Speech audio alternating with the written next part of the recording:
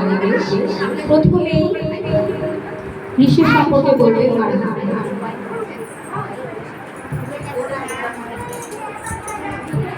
আসসালামু আলাইকুম।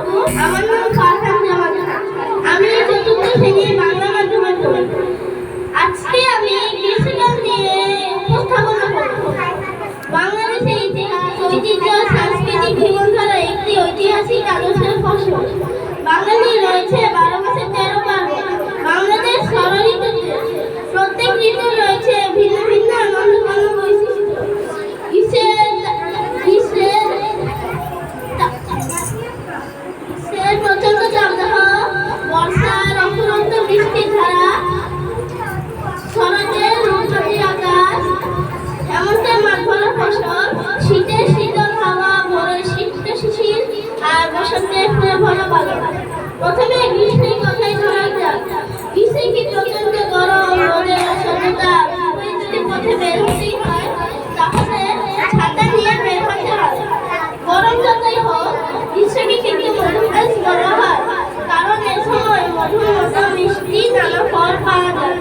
আম, জাম, কাঁঠাল, লিচু, তরমুজ ইত্যাদি গ্রীষ্মকালীন ফল।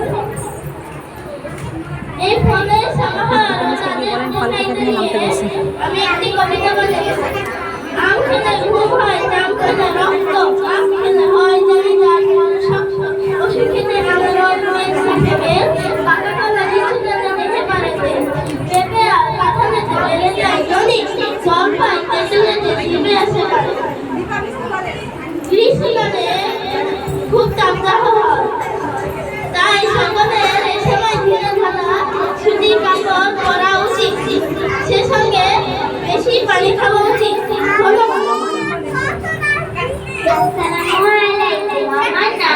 ওইগুলো কি ছাড়াই রাখবো ফুলগুলো? হ্যাঁ হ্যাঁ প্লেটে কোনো পরিষ্কার হলো শেষ করে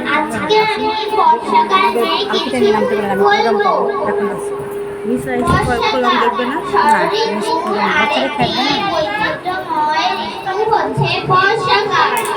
আষাঢ়, শ্রাবণ, এই মাস নিয়ে বর্ষাকাল। মেঘ যখন জল্পনায় পূর্ণ হয়ে যায় তখন বৃষ্টি ফোঁটা হয়ে পৃথিবীতে আসে। আমরা বৃষ্টির সিদ্ধ